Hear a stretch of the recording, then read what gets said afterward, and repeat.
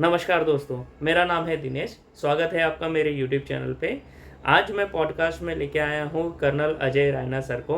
Hope आपने मेरा पहले का पॉडकास्ट देखा होगा सर के साथ। जो हमने ये जो ऑपरेशन सिंदूर हुआ था उसके पहले हमने पॉडकास्ट किया था, जिसमें हम बात कर रहे थे कि जो हमारे नॉन काइनेटिक एक्शन जो इंडिया ने लिया था, लाइक इंडस वाटर ट्रीटी अबायंस कर दी थी और जो ट्रेड्स है वो सब बंद कर दिए थे, तो उस पर हमने बात की थी और उसमें भी हमने इंडिकेशन वो एक दिया था सर ने कि काइनेटिक एक्शन भी ज़रूर होगा। जो हुआ, जो ऑपरेशन सिंदूर हुआ और उसके बाद में जो चीज़ें हुई उसमें। तो इसमें आज हम बात करेंगे कि ऑपरेशन सिंदूर जो हुआ है उसमें हमने क्या अचीव किया और इसके जियोपॉलिटिकल इम्प्लीकेशंस क्या हैं। अमेरिका बीच में आया तो क्यों आया, और ट्रंप ने कैसे क्रेडिट लेने की कोशिश की जिसको इंडिया ने नेगेट किया। ये आज पूरा हम सर से डिस्कस करेंगे। सर के पास थोड़ा टाइम कम था तो ये वीडियो थोड़ा शॉर्ट है, बट जितना हो सके मैंने उतना कवर किया है इसमें। सर से जो भी इंफॉर्मेशन हम गैदर कर सकते थे शॉर्ट टाइम में वो लिया है। तो आपको ये पॉडकास्ट, ये जो सेशन है बहुत अच्छा लगेगा और आपको सारी चीज़ें क्लियर होगी। सो स्टार्ट करते हैं हम। सर, जैसा हमने लास्ट टाइम हमारे पॉडकास्ट में डिस्कस किया था दैट जो नॉन काइनेटिक एक्शन तो गवर्नमेंट ने ले लिया था, तो जैसे IWT और वो सब लिया था, और अब काइनेटिक एक्शन लिया है जो 7-8 की रात को हुआ। और उसके बाद जो इंडिया ने टेररिस्ट अटैक, जो इम्पोर्टेंट साइट्स पे अटैक किया, जो हेडक्वार्टर पे अटैक किया टेररिस्ट के, और उसके बाद में जो पाकिस्तान का रिएक्शन था, और उसके बाद में जो इंडिया ने फिर जो तांडव मचाया है, means I can say Indian air force ने पाकिस्तान के ऊपर पूरा एयर स्पेस कब्जा कर लिया। तो उसके बारे में आप क्या देखते हैं सर? इंडिया ने किस हिसाब से टारगेट किए और हमारा रिएक्शन जो हुआ उसमें आपके क्या व्यूज है सर? आप किस हिसाब से इसको देखते हैं सर? नहीं, सीधे सा पहले तो नमस्कार आप सबको और दर्शकों को। देखिए, ये एक हमें एक कहते हैं ना, गॉड सेंड अपॉर्चुनिटी मिली जिसमें हम लोग अ, एक डाउटफुल मिलिट्री पावर से एक इस्टेब्लिश मिलिट्री पावर बन गए 3 दिन के अंदर। क्योंकि इसके पहले जो हमने स्ट्रेंथ बनाई, अपनी डेवलप की, कैपेसिटी कैपेबिलिटी डेवलपमेंट की, अपनी आर्मी की, एयरफोर्स की, नेवी की, वो सब वैक्यूम में कह लो, या ये कह लो कि पेपर पे थी। बिकॉज जितना मर्जी आप नेट प्रैक्टिस कर लो, जिस तरह पिच पे खेलने जाते हो तो उसका एक अलग ही पता चलता है कि क्वालिटी ऑफ बैट्समैन क्या है, बॉलर क्या है। तो सिमिलरली अगर आप जब तक युद्ध में नहीं जाते तो आपकी युद्ध सामग्री का एक्चुअली इम्तिहान नहीं होता। और उस नज़रिए से आप देखोगे तो पता नहीं हमारे देशवासियों को पता चला नहीं चला, लेकिन दुनिया ये नोट कर रही है कि हमारी जो मिसाइल्स और हमारे जो ड्रोन्स और जो एयर टू सरफेस जो भी SRC, उन्होंने बड़ा फेम्ड चाइनीज़ एयर डिफेंस को भेदा। जैकोबाबाद में तो अमेरिकन एयर डिफेंस लगा था, उसको भी भेदा। और जब उन्होंने हमारे यहाँ घुसने की कोशिश की तो हमने एक भी जहाज उनका अंदर नहीं आने दिया। ना उनकी जो मिसाइल अंदर आई, एक जो बैलिस्टिक मिसाइल फायर की थी उसको हम चाहते तो शायद हम उसको बॉर्डर पे रोक लेते, बट सिरसा तक आने दिया उसको। क्योंकि फिर वही होता कि कहाँ गई, कहाँ नहीं थी, हमने फायर नहीं की, ये सब ड्रामा। क्योंकि बैलिस्टिक मिसाइल बेसिकली क्या है कि उसमें थ्रेट होती है कि बैलिस्टिक मिसाइल न्यूक्लियर भी हो सकती है, और जब वो हाइपरसोनिक मिसाइल आ रही है तो अगर इन्होंने कभी न्यूक्लियर अटैक करना तो हाइपरसोनिक से ही करेंगे। तो वो उसी से फिर जब उसने उतनी बदतमीजी कर दी कि उसने दिल्ली के ऊपर एक हाइपरसोनिक मिसाइल फायर की जो सिरसा में इंटरसेप्ट हुई। और अगर आपको याद होगा, पिछली बार जो लास्ट टाइम ईरान और इसराइल का जो झगड़ा हुआ, मतलब हुआ था जी। आपस में, ईरान पे अटैक किया था इसराइल ने जहाज़ों के साथ, उनका एयर डिफेंस तोड़ा था। उसके बदले में जब ईरान ने फायर बैक किया था मिसाइल्स के साथ, तो कुछ मिसाइल्स ईरान के 3 लेयर जो हैं वो भी इंटरसेप्ट नहीं कर पाए थे, और इसराइल के, और इसराइल में डिस्ट्रक्शन हुई थी। हुई उसके थी। बाद से इसराइल भी थोड़ा ठंडा हो गया, और अमेरिका ने भी बोला भाई रुक जा, क्योंकि उनके पास जियोग्राफिकल एरिया बहुत कम है, और ईरान इतनी मिसाइल अगर मारेगा तो वो तबाही होगी। तो हम पहला देश बने जिसने एक हाइपरसोनिक मिसाइल को इंटरसेप्ट किया। तो ये चीज़ें शायद नॉर्मल लोगों को ना समझ आए, लेकिन जो मिलिट्री डोमेन में काम करते हैं, मिलिट्री वेपनरी में काम करते हैं, उनके लिए एक बहुत बड़ा लाम है कि एक ऐसा देश जो आत्मनिर्भर है। क्योंकि ये अमेरिकन की आदत है कि जो भी GPS डिपेंडेंट सिस्टम होते हैं, जैसे मिसाइल्स हैं और ड्रोन्स हैं, ये उनको ये करप्ट कर देता है। जब दूसरे, जैसे कारगिल में हमने इनसे डेटा मांगा था, तो कारगिल में अमेरिका ने GPS की सपोर्ट देने से मना कर दिया था। उस टाइम हमारे आर्मी में GPS होते थे, आर्मी वाले GPS। उनमें एरर आने शुरू हो गए थे। तो उसके बाद फिर सरकार ने पिछले 10 साल में, 2016 में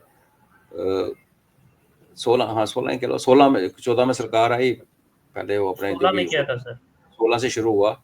यस सर, और जब नाम है। गलवान होता है, तो गलवान ने जो थोड़ी बहुत लेथार्जी, सुस्ती, ब्यूरोक्रेटिक हर्डल जो थी, वो गलवान के बाद वो भी हटा दी गई, क्योंकि सरकार को समझ आई कि अगर हम तैयारी नहीं रखेंगे, क्योंकि हमारा दुश्मन तो ऊपर बैठा हुआ है, पाकिस्तान तो क्या है, ये तो पॉकेट मार है।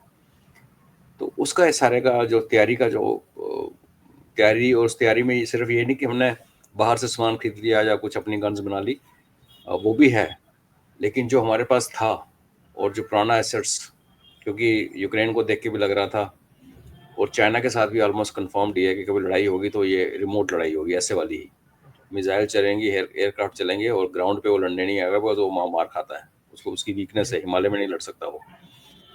तो ये इनको बात गलवान के टाइम पे समझ आ गई, इसलिए एयर डिफेंस पे बहुत ज़्यादा जोर दिया गया, और हमारी नई पुराने सब साधन मिला के, और उनके ऊपर फिर S-400 सबको नेटवर्क करके, ये जो हमने जैसे ब्लॉक किया है उनको, आप हमने पाकिस्तानी एसेट्स को नहीं ब्लॉक किया, हमने चाइनीज़ मिसाइल ब्लॉक की, हमने ईरान की मिसाइल सुपरसोनिक ब्लॉक की, हमने उनके रडार जो जिसमें अमेरिकन, चाइनीज़ वो हैं, टर्की के ड्रोन्स ब्लॉक किए। तो और मज़े की बात यह है कि हमने कोई अपना S-400 को इतना ड्रोन्स को मारने के लिए, टुच्चों को मारने के लिए यूज़ ही नहीं किया। हमने S-400 यहाँ चलाई, उनके जहाज़ों को टेक ऑफ करने से पहले ठोक दिया, वो अभी बाद में निकल के आएगा। वो एयर टारमैक से टेक ऑफ ही नहीं कर पाए। Yes sir. तो एक बहुत अच्छी एक स्टेटमेंट दी है, मिलिट्री स्टेटमेंट दुनिया को, कि भाई हम लोगों का आप इग्नोर नहीं कर सकते, और हम लोगों का बुली नहीं कर सकते। तो जिस इक्विपमेंट से चाइना ने हमसे लड़ना था, वो सारे का सारा इक्विपमेंट एक S-400 को छोड़ के उसने पाकिस्तान को दिया हुआ था। पाकिस्तान में जो चाइनीज़ एयर डिफेंस था, वो S-300, रशियन S-300 था, उसको चाइना ने नकल मार के, उसको रिवर्स इंजीनियरिंग करके अपना एक बनाया, उसको नाम दे दिया कुछ और। वो तो बहुत बड़ी उपलब्धि है मिलिट्री उसमें। और मिलिट्री के साथ साथ हमें, जब एक देश किसी कॉन्फ्लिक्ट में उलझता है, तो अगर हम ये कहें कि सिर्फ मिलिट्री अकेले लड़ते रहे, बाकी घर में बैठ के गाने गाएंगे, ऐसा होता नहीं। तो डिप्लोमेट्स ने अपना बहुत अच्छा काम किया। किसी ने हमें लड़ाई रोकने के लिए नहीं बोला।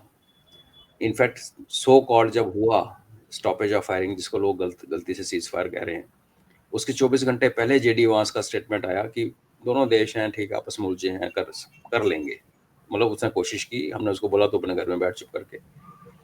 लेकिन जब ये हुआ फाइनली स्टॉपेज ऑफ फायरिंग, उसमें हम लोग, हमारी सरकार एज यूजुअल कम्युनिकेशन में मार खा गई। और ट्रंप जिसका एक्चुअली कुछ रोल नहीं था इसमें, वो भी निकल के भी आ रहा है। पाकिस्तानी रोते हुए अमेरिकन के पास भागे, अमेरिकन ने हमारे से बात की, बोला पाकिस्तानी से बात कर लो। इनफैक्ट कुछ लोग ये कहते हैं जब अमेरिकन से हमारे साथ बात की, तो उनको बोला गया कि पाकिस्तान को बोलो हमसे बात करें, हम आपके थ्रू बात नहीं करेंगे। और वो हट गए, और फिर पाकिस्तान के DGMO का मैसेज आ गया 3:30 बजे शाम को। तो वो जो ट्रंप ने मुंह खोला, क्योंकि वो लूज कैनन है, हाँ उससे हमारे देशवासियों को लगा कि यार हमें रोक लिया गया, कर लिया गया। ऐसा कुछ नहीं है।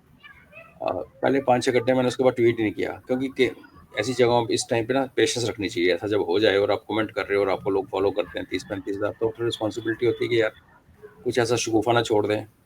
और अगले दिन फिर मेरे को लगा कि जो थोड़ी बहुत खबर आई, मुझे लगा कि मुनीर जो था वो शायद न्यूक्लियर यूज़ करना चाहता था, जब उसके सारे हवाई अड्डे उड़ा दिए गए, और उन्होंने अपना न्यूक्लियर कंसल्टेशन जो उनका जो है NSC टाइप, जो हमारे जैसे जी स्ट्रेटजिक कमांड है, वैसे उनकी कमेटी जी। मीटिंग हुई। बाद में उन्होंने उसको मना कर दिया कि मीटिंग नहीं हुई।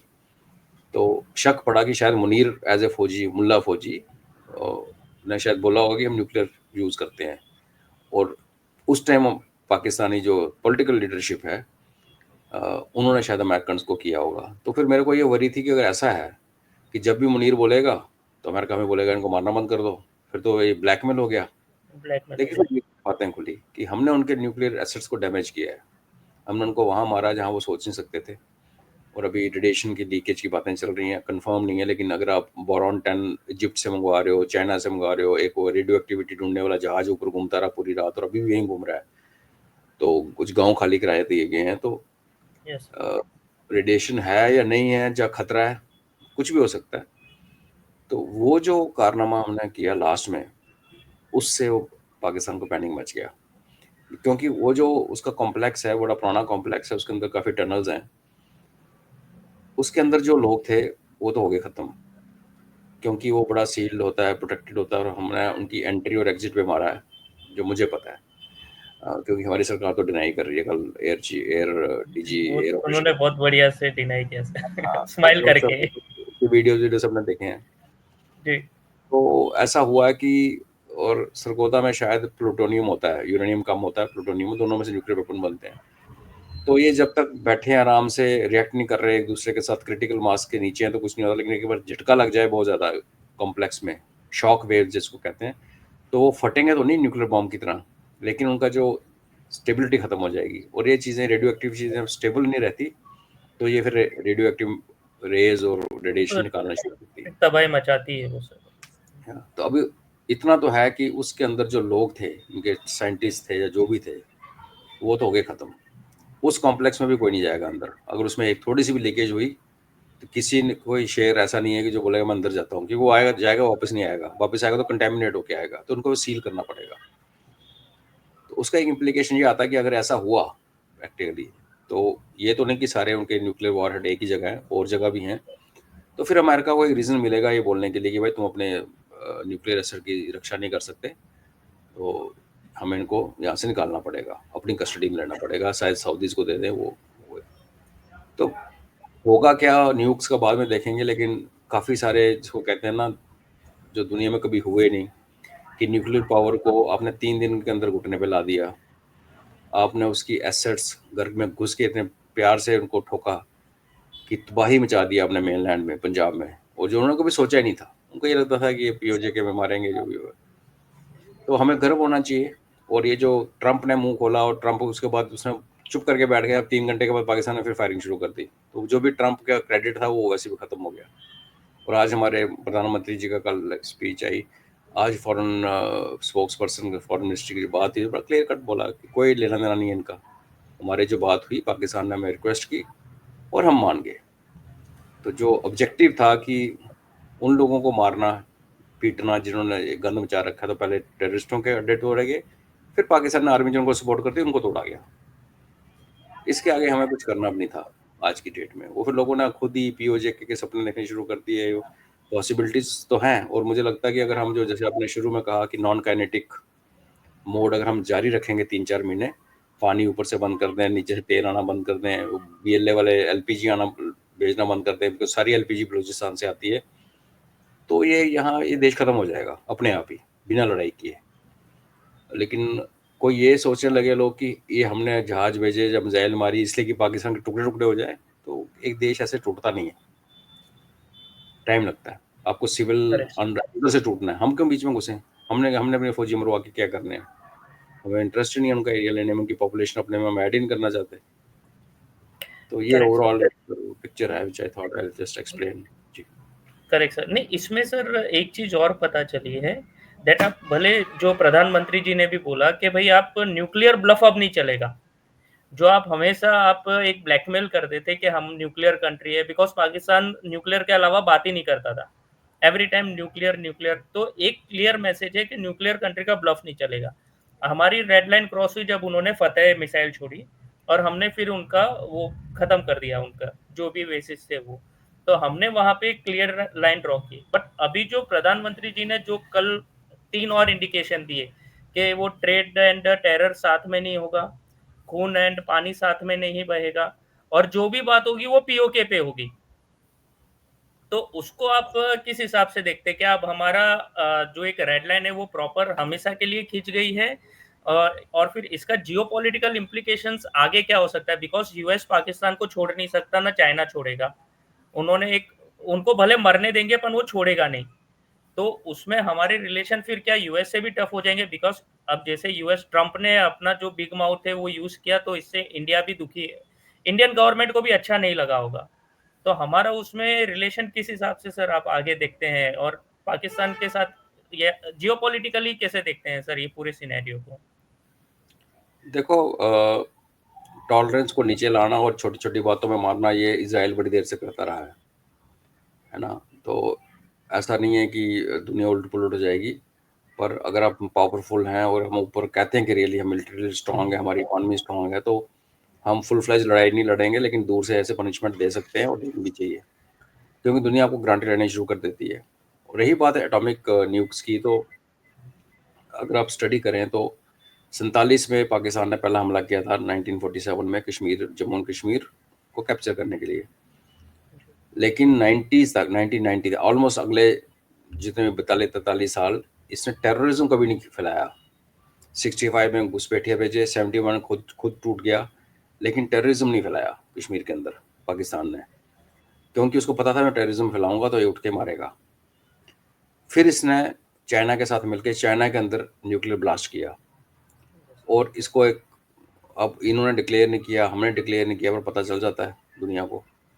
तो अपने देश के अंदर न्यूक एक्सपेरिमेंट से पहले इन्होंने चाइना के अंदर कर दिया था, और जब वो हो गया तो ये फिर यहाँ के दादागिरी पे आ गए कि आगे टेररिस्ट पीछे न्यूक, बीच में कुछ भी नहीं।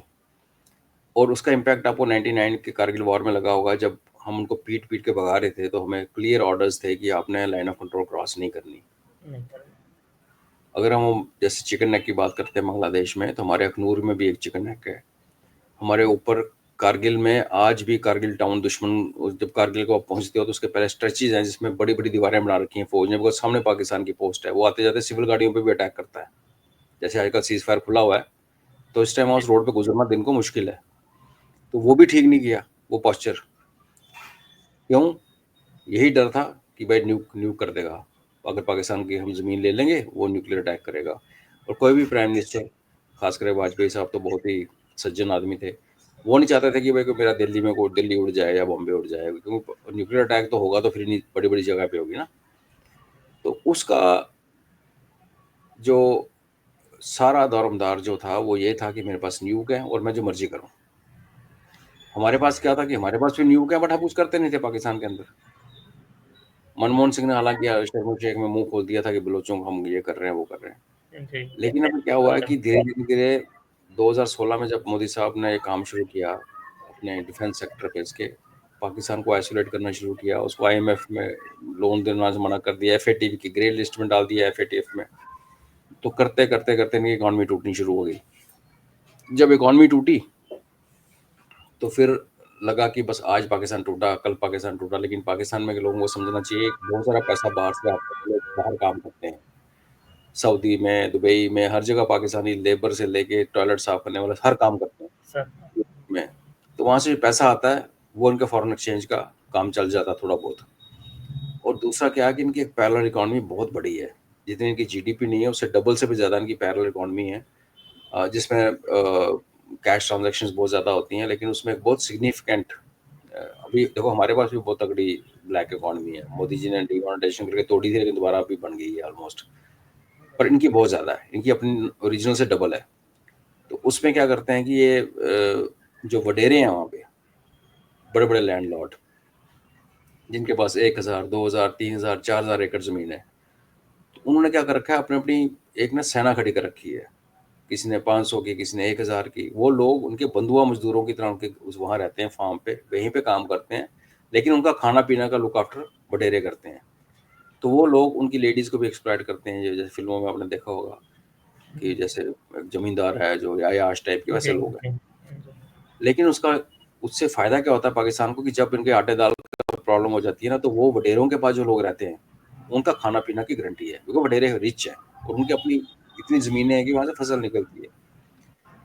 अब क्या हो रहा है कि अब जैसे हम पानी के साथ हमने खेलना शुरू किया, तो वो जो वडेरों की जो ताकत है वो उनकी ज़मीन के अंदर है, कि मेरे पास 2000 एकड़ ज़मीन है जिसमें मैं फसल लगाता हूँ। जब वो 2-2, 3-3 हज़ार एकड़ में फसलें फेल होनी शुरू हो जाएंगी ना, कभी पानी नहीं चाहिए तो पानी आ गया, और जब पानी चाहिए तो पानी नहीं आया, तो अब इनकी इकॉनमी टूटेगी। इनफैक्ट पिछले 6 महीने में एफएटीएफ और से निकलने के बाद, ग्रे लिस्ट से निकलने के बाद, यूएस की हेल्प से, वर्ल्ड बैंक, आईएमएफ की हेल्प से पाकिस्तान की इकॉनमी अच्छी रिकवर की है पिछले 6 महीने में। अगर आप आज की डेट में पिछले साल देखेंगे, उससे उनकी इकॉनमी आज बेटर है। मगर इतनी टूट चुकी थी कि वो बैटर भी कुछ इनसिग्निफिकेंट है, बहुत टाइम लगेगा इनको ऊपर आने में। लेकिन अब ये जो वाटर वॉर जो नॉन काइनेटिक हमने शुरू कर दी, और अगर आप इमेजिन कीजिए कि एलपीजी आनी बंद हो जाए पाकिस्तान पंजाब में बलूचिस्तान से, और नीचे से हम बंदरगाह से कराची से ऊपर तेल ही न जाने दें, क्योंकि हमारी नेवी की फ्लीट वहीं पे है, वो वापस नहीं आई, और फौज का जो हमारा जमावड़ा है बॉर्डर पे वो रहेगा, कि हम बैठे हैं तो वो भी बैठे रहेंगे, जब सामने बैठे रहेंगे तो बलूचिस्तान खाली रहेगा, नहीं तो पूरी एक खाली। कोर उन्होंने डाली हुई थी, यस सर। तो उनको मारने का ज़्यादा अच्छा मौका मिलता है। दूसरा जो बॉर्डर पे इनकी फौज बैठेगी उस पर खर्चा बड़ा ज़्यादा होता है। तो इसको ऐसे हम कहते हैं घोट घोट के मारेंगे, सब ठीक हो जाना चाहिए। बाकी रही बात जियोपॉलिटिक्स आपकी पूछी, कि ठीक है पाकिस्तान भी को प्रोटेक्शन अमेरिका की है, बिकॉज अमेरिका उसको यूज़ करना चाहता है कि चाइनीज सी पैक यहाँ ना बने, उसको रोकना चाहता है। क्योंकि अगर चाइना का सी पैक बंद हो गया, और अभी अमेरिकन सोल्जर्स हमने सुना होगा बांग्लादेश में आए हैं, तो यस वैसे सर। जहाँ सी पैक है तो बांग्लादेश में म्यांमार में सी मैक है, चाइना म्यांमार इकोनॉमिक कॉरिडोर, उसको तोड़ खराब करने के लिए अमेरिकन अभी बांग्लादेश में आ चुके हैं। तो वो रास्ता बंद, इधर से ये रास्ता बंद। एक इनका बड़ा एम्बिशियस ख्वाब है China Bangladesh corridor, economic corridor, वो बन नहीं सकता बिकॉज बीच में हम हैं। तो इसलिए उनका यूनस सेवन सिस्टर बात करता है। तो ये सब जब रास्ते चाइना को बंद हो जाएंगे, और जब जो देश पूरी एनर्जी इंपोर्ट करता है हमारी तरह, उसका तेल लाना नीचे से, वेस्ट एशिया से, तो फिर वो हमारे अंडमान से नीचे से होते हुए मलक्का स्ट्रेट से ही ऊपर जाएगा, और कोई रास्ता नहीं है। और वहाँ पे एक चौक पॉइंट है जिसको किसी टाइम पे भी अमेरिका भी ब्लॉक कर सकता है, और अगर हम चाहें हम भी ब्लॉक कर सकते हैं, वो चाइना की रेड लाइन है। तो उनको सी पैक से पर्शियन गल्फ में ना पहुंचा, अपना अरेबियन सी में ना पहुंचा जा सके, इसलिए चाइना पाकिस्तान को यूज़ कर रहा है अमेरिका। ईरान के साथ उसकी बनती नहीं है, और ईरान के साथ वो एक्शन लेना चाहता है, उसको एक बहुत बड़ा बेस मिल रहा है चाइना पाकिस्तान के अंदर। Yes sir. और अफगानिस्तान के ऊपर उसको नज़र रखनी है, बिकॉज चाइना वहाँ घुस रहा है। अब ये तीनों हाँ। चीज़ों के लिए उसको बलूचिस्तान काफ़ी है, उसको पूरा पाकिस्तान नहीं चाहिए, उसको लूटा पिटा पंजाब नहीं चाहिए कुछ। लेकिन उसको ये भी पता कि 10 साल के बाद भारत जो है वो कंपटीशन देगा यूएसए को, तो फिर यूएस। वो हमें तंग करने के लिए वो हमारे पड़ोस को भी बचा, पंजाब जो है पाकिस्तान का, वो उसको भी बचा के रखना चाहता है। तो वो ये उनका इंटरेस्ट है। चाइना वालों को पता लग चुका है कि जब तक अमेरिका का इन्फ्लुएंस है, बलोच लिबरेशन आर्मी है, उनका सी पे कभी बन नहीं सकता। तो चाइना ने क्या किया कि भारत के साथ उलझाने के लिए पाकिस्तान को हायर किया, और फूटी फूटी इकॉनमी थी, पैसे थे नहीं, लोन वापस करने के वो सबसे बड़ा लेंडर उनका चाइना है। उन्होंने जो भी बात की होगी, ये तो है ही हीरा मंडी, ये तो कम पैसे लेके काम करते हैं, तो इन्होंने हमारे साथ ये कान खड़ा कर दिया, ये सोच के कि भारत जो है वो इसमें फंसेगा, लड़ाई युद्ध में फंसेगा, और अपनी उसकी भारत की इकॉनमी कोलैप्स करेगी, और एक पूरा और पाकिस्तान की इकॉनमी पहले टूटी हुई है, चाइना उतना ही देगा कि जिंदा रहने के लिए जितना जरूरी है, तो यहाँ एक सिविल वॉर टाइप हो जाएगा, तो शायद अमेरिका भी यहाँ से निकल जाए, जो भी उनका प्लान था। लेकिन सिचुएशन क्या बन रही है कि जैसे ईरान को दो तरफ से अमेरिका घेर रहा है, वैसे अगर आप लॉन्ग रन में देखो तो हमें, भारत को भी अमेरिका दो तरफ से घेर रहा है। वो म्यांमार में भी आना चाहता है चाइना को तोड़ने के लिए, लेकिन जब चाइना खत्म हो जाएगा, चाइना वैसे डिक्लाइन पे है, अगर आज से 10-15 साल बाद चाइना जैसे से 1965 में था, कोई पूछता नहीं था, अगर उस टाइप का हो गया और भारत बन गया जो चाइना आ जाए, क्योंकि जो हमारा जा रहा है ऊपर ट्रेजेक्ट्री, वो यही है कि यस। हम चाइना की बराबरी कर लेंगे 5-10 साल कर में, लेंगे। तो फिर अमेरिका का दुश्मन नंबर 1 हम होंगे, और हम फिर ईरान की तरह हमारे दोनों तरफ ये बैठा होगा। तो ट्रंप ने जो जो मुंह खोला आज और बात की कि ट्रेड ये कर दूंगा वो कर दूंगा, अच्छा किया। ये सच्चाई हमारे जो ट्रंप प्रेमी है ना, हमें मुझे भी ट्रंप अच्छा लगता है, ट्रंप तो बाइडेन से 100 गुना ज़्यादा अच्छा है। लेकिन ये इनकी जो माइंड सेट है ना, कि हम किसी भी देश को बोलते हैं ट्रेड टैरिफ लगा देंगे, चल तो ये कर वो कर, और हाँ। किया कुछ नहीं। उसने ना हमें बताया ना पाकिस्तान को बताया, फिर भी इतनी कहते हैं ना हवा में तीर मार रहा है। तो ऐसे वाला यूएस को आप रिलाई नहीं कर सकते, तो फिर उसका एक ही इलाज बनता है कि आप अपनी इकोनॉमी को इतना स्ट्रांग करो कि आके जो भी लड़ाई झगड़ा देश में, कंट्रोल डेमोक्रेसी बेसिकली पैसे से चलती है। जिस देश में पैसा नहीं है ना, उसमें कुछ नहीं चलता। तो हम अपने को इतना स्ट्रांग कर लें कि उसके बाद चाहे ये अमेरिका वाले आके पाकिस्तान में बैठे, बांग्लादेश में बैठे, म्यांमार में बैठे, वो हमसे पंगा ना लें। और इसलिए मोदी साहब अभी एक फुल फ्लेज वॉर, जो लोगों को उम्मीद थी लड़ाई लग जाएगी, अब कहना बड़ा आसान है, कितने लोग मारे जाएंगे, किस लिए, हमने पाकिस्तान का लाहौर कब्जा करके क्या करना है, वहाँ की पॉपुलेशन कहाँ जाएगी, कुछ नहीं कर ऐसे सकते। तो एक लेना बैलेंस। तो है नहीं उनको। तो बाकी हम इतने स्ट्रांग हो गए अभी कि दुनिया को अच्छा लगे बुरा लगे, जियो पॉलिटिक्स पे एडवर्स इफेक्ट हो, मैं तो कह रहा हूँ कि अगला जो वर्ल्ड ऑर्डर चेंज हो रहा है उसमें भारत की बहुत बड़ी भूमिका है। और पूरे अफ्रीकन को हमने अपने साथ रखा हुआ है। चाइना भी उनको इन्फ्लुएंस करने की कोशिश कर रहा है। तो एक एक क्लैश हमको अफ्रीका में होते हुए नजर आ रहा है। भारत और अमेरिका के क्लैश से पहले एक क्लैश चाइना का बाकियों के साथ अफ्रीका में भी होगा, जो कि ट्रेड क्लैश होगा, कंपटीशन, मिलिट्री क्लैश नहीं होगा। लेकिन उससे भी पहले, यानी कि अगले 1 या 2 साल में, चाइना हमारे ऊपर भी लड़ाई थोपने की कोशिश करेगा। और वो लड़ाई ऐसी होगी, मिसाइल्स वाली और एयरक्राफ्ट वाली। ग्राउंड पे लड़ाई मेरे को लगता नहीं कम होगी, या नेवी की हो सकती है मलक्का स्ट्रेट में। तो अगर ये सब क्लियर है, हम लोगों को क्लियर है, तो हमारे गवर्नमेंट को तो बहुत ज़्यादा पता है, हमें तो 10% नहीं पता होता। तो उन्होंने फिर अपना एक ऑब्जेक्टिव टेस्ट सेट किया कि उन्हें ये करना है, इतना ही करना है, वो कर लिया। अभी हम आराम से बैठे हैं। अभी पाकिस्तान हिमाकत करेगा तो मार खाएगा। जैसे मैंने कहा, इसराइल करता है, करता तो करता क्या कर लिया किसी ने, लोगों ने चूं चूं की ना बस। गाजा में ये हो गया, वो हो गया। जो स्ट्रॉन्ग कंट्रीज नहीं सुनते किसी की, और हम पहली बार अभी तो स्ट्रॉन्ग हुए सर हैं। कल कल से तो वो इन्वेड कर रहा है ना, अंदर जा रहा है ना गाजा में। नेतन्याहू ने बोला है हाँ, कि वो फ्रॉम लोग tomorrow they will enter in Gaza. हाँ, उससे इसको तो फ्लैट कर देना है, हाँ, हो जाओ। करेगा करेगा सर। अभी मुझे एक और चीज इसमें जो मुझे समझ में आती है कि जो ये हुआ 96 आवर्स में, एक तो एक चीज अच्छी हुई कि पाकिस्तान ने रिटेलिएट किया तो हमें हमारी पावर दिखाने का मिला और वर्ल्ड को हमने दिखाया। तो ये हमारे लिए एक विन विन सिचुएशन है कि हमने चाइनीज इक्विपमेंट भी एक्सपोज किए, हमने वो भी देखा कि पाकिस्तान को सपोर्ट करने टर्की कैसे आया, तो हमें भी रियलाइज हुआ। प्लस हमने ये भी देखा कि हमारा डिफेंस कितना स्ट्रांग है, कि हमारी जो या लेयर डिफेंस है, इंटीग्रेटेड डिफेंस है, वो कितना स्ट्रांग है। बट सर जो एक चीज सबको, एक क्वेश्चन जो कॉमन मैन में सबसे ज्यादा है आज, और आज भी है, आज सुबह भी सब यही बात कर रहे थे और मेरे फैमिली में भी यही बात कर रहे थे कि इसमें अचीव क्या हुआ हमारा। ये ऑपरेशन सिंदूर हमने किया तो हमको इससे मिला क्या। हमने तो उसको मार के खाली आ गए। अब वो लोग टेक्निकल डिटेल्स में नहीं जाते, वो तो वो तो डायरेक्ट देखते कि भाई हमको क्या मिला। हमने ना इंडिया की कोई जियोग्राफी चेंज की, ना कुछ हुआ, खाली मार के आ गए और फिर बाद में वही सब हो गया। और कल रात में ड्रोन भी आ गए फिर से। तो हमको अचीव क्या हुआ, एक लेमैन को अगर मैं समझा दूं सर, तो वो कैसे उसको समझ में आएगा कि हमारा क्या अचीवमेंट है ऑपरेशन सिंदूर करके। आप उनको पूछो, आप चाहते क्या हो? आप चाहते हो कि हम इस्लामाबाद और लाहौर पे कब्जा कर लें, और वहाँ जो करोड़ करोड़ के आसपास पॉपुलेशन है मुस्लिम्स की, जिहादियों की, उनको अपने देश के साथ मिला के और बेड़ा गर्क करें? या फिर हम नीचे राजस्थान बठिंडा की तरफ निकल जाएं, जहाँ हमारी नहरों ने तो हर कोने में हरियाली ला दी है, और जैसे आप बॉर्डर पार करते हो तो मीलों मीलों डेजर्ट है, रेगिस्तान है, ना पानी है ना सड़क है। तो वहाँ जाके क्या करें? पौधे उगाएं। हमने किसी देश की जियोग्राफी चेंज करके हमें कोई इंटरेस्ट नहीं है। हमें अपना एरिया, जैसे मैंने कहा, कारगिल में इशू है, चिकन नेक में इशू है, डैगर, अखनूर डैगर, उसको भी चिकन नेक कहते हैं, उसमें इशू है। हमें उस पोस्चर को ठीक करना है जो हमारी मिनिमम इनस्केपेबल रिक्वायरमेंट है। हमें कोई शौक नहीं है दूसरों के घर में घुसने का, और ऐसी पॉपुलेशन जो टोटली जिहादी माइंड वाली है उसको अपने साथ मिलाने का। हमने अचीव क्या किया? हमने पाकिस्तान की कमर तोड़ दी है। पाकिस्तान की आज की जो लड़ाई है, एयरफोर्स और ड्रोन की लड़ाई है। ड्रोन हमने टर्की वाले मार मार के गिरा दिए। अब जो ड्रोन आप कह रहे हो वो जगह सांबा में आए, वो शादी ब्याह वाले ड्रोन थे। ये तो हमारे लोगों को समझ नहीं आती, वो इतना पैनिक करना शुरू कर देते हैं। एक 2 फुट का ड्रोन क्या कर लेगा आप? है ना, ड्रोन आ गया, ड्रोन आ गया, ड्रोन आ गया। हम तो ये मेरे घर के ऊपर कितनी बार घूमता रहा ड्रोन, नीचे से, सामने से आर्मी पास में, तो वहां से फायरिंग होती रही उसके हाँ, ऊपर, आप बड़े तो चेहरे बॉर्डर दिखा पे ही के। है सर।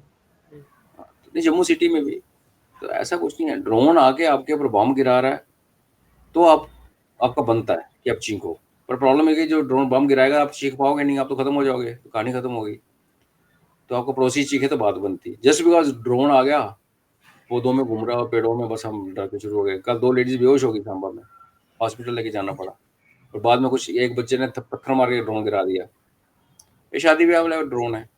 तो ये थोड़े दिन चलते रहेंगे, क्योंकि पाकिस्तान को इतनी बुरी तरह से मार पड़ी है कि अब उसको जो मर्जी वो कहे, शाहिद अफरीदी के वीडियो दिखाए और पाकिस्तानी एनआरआई लंदन में नाचे। जिसको पड़ी है उसको पड़ी है। और पाकिस्तान की आर्मी मतलब पाकिस्तान को रूल करती है। हिंदुस्तान या इंडिया में ये हो सकता है कि हमारी आर्मी का नुकसान हो, लड़ाई खत्म हो, तो पॉलिटिकल लीडरशिप बोले ठीक है यार, तुम देखो हम चलते हैं। उनका वो ऐसा नहीं है, वो रूल करते हैं पाकिस्तान को। तो जिन लोगों ने उनकी एयरपोर्ट उड़ते हुए देखे, एयरफील्ड उड़ते हुए देखे, रडार्स उड़ते हुए देखी, उन लोगों की क्या इज्जत रह जाएगी गली में? तो हमने उनको ये अटैक करके ना केवल हमने उनको क्रिपल किया है, उनकी एयरफोर्स एयर डिफेंस पूरा ख़त्म किया है। जो इनकी एयरफोर्स है, जितनी मर्जी अच्छी जहाज हो, जब उसके पीछे अगर अपना रडार आपको ना गाइड करे, और आप एक तो जहाज के अंदर रडार है, एक आपका पीछे से कंट्रोलर होता है। अभिनंदन साहब का वीडियो देखोगे तो वो लेडी आपसे बताती है उसको कि राइट से आ रहा, लेफ्ट से आ रहा है, बिकॉज रडार पे दिखता है। अब पायलट आगे देख रहा है, आगे लड़ रहा है, दो पीछे से जहाज और आगे, तो वो रडार से हमने उड़ा दी। तो बेस्ट से बेस्ट पायलट, बेस्ट से बेस्ट जहाज लेके आएगा आगे से, इधर से हमारे 2 या 3 इकट्ठे उड़ेंगे, चाहे रफेल हो, सुकोई हो, मिराज हो। वो तो ब्लाइंड है बंदा, एयरफोर्स पायलट बिना रडार के ब्लाइंड है। उसी तरीके से जब हम इनके एरिया में घुसे, अगर कल को मारने का, थप्पड़ मारने का मौका मिला, तो इनकी रडार को पता नहीं चलेगा। जब काम कर रही थी पता नहीं चला, जब उन्होंने उड़ा दी तो वैसे नहीं पता चलना इनको। तो मिलिटरली हमने उनको बहुत ज़्यादा वीक कर दिया है। मिलिटरली हमने दुनिया में अपना एक नाम कमाया है, और क्योंकि हमने उनके ठिकाने तोड़े हैं, उनके मरकज़ जिसको कहते हैं, मरकज़ जो सेंट्रल इनका जो इंस्टीट्यूशन थे बाबलपुर में और उड़ीद में जो तोड़ा, उसके बाद क्या हुआ कि जो उनको देख के, जैसे जो टेररिस्ट है ना, उनको ये जगह मक्का मदीना की तरह लगती थी कि हमारे वहाँ बाप बैठे हुए हैं। तो वो जो उनको मोटिवेशन और इंस्पिरेशन मिलती थी ना, बिना उनको मिले, उनको देख के कि हाँ बाबलपुर में मसूद अजहर बैठा है, चल मैं यहाँ बम फोड़ देता हूँ। जब उन्होंने उनको थप्पड़ पड़ते हुए देखा, उसके अपने घर के 11 के 14 बंदे मरते देखे, इन चीज़ों का बहुत बड़ा, हम सब ह्यूमन बींग्स हैं, जो मर्जी हम कह लें, असर होता है। क्योंकि ये टेरर एक बिजनेस है, फियर का बिजनेस। तो जब तक आप इसको दूसरों के सिर पे डाल के फियर क्रिएट कर रहे हो, तो आप राजे हो। जिस दिन आपके अंदर घर के उसके थप्पड़ मारा ना आपको, और दुनिया ने देखा वो थप्पड़ मारते हुए, तो आपका जो डर का बिजनेस है वो खत्म हो जाता है। दुनिया की नज़रों में आपकी इज्जत खत्म हो जाती है। तो इसके बड़े लॉन्ग रन इम्प्लीकेशंस हैं। नहीं, मेरा टाइम हो गया, आई थिंक हमें हाँ सर, काटना नहीं पड़ेगा। मैं अभी बस बोलने वाला था sir, thank please. You very much, आप इतने शॉर्ट नोटिस पे आए। So thank you very much. और आपने जो अभी हमें समझाया उसके लिए, जो हमारे डाउट्स थे वो क्लियर किया एज ए लेमैन, जो डाउट्स होते हैं उसके लिए thank you very much sir, बहुत बहुत धन्यवाद सर आपका मेरे शो पे आने के लिए। Thank thank you. यू, जय हिंद। थैंक यू दोस्तों, मेरा ये पॉडकास्ट देखने के लिए। एज आई सेड कि सर के साथ लिमिटेड टाइम था, तो होप सो आपको इसमें सब समझ में आया होगा कि इंडिया ने क्या एक्शंस लिए और क्या इम्प्लीकेशंस थे उसके, और हमारे क्या जियो पॉलिटिकल बेनिफिट्स हमें हुए, और इंडिया के किस हिसाब से इंडिया के लिए विन विन सिचुएशन था। तो होप सो आपको पूरा क्लियर होगा, और जो आपके डाउट्स थे वो भी क्लियर हुए होंगे कि हमें क्या अचीव हुआ है ऑपरेशन सिंदूर करके। तो होप सो आपको सब समझ में आया होगा। So thank you guys for watching this video, and please like and subscribe my channel. Thank you guys, जय हिंद, जय भारत।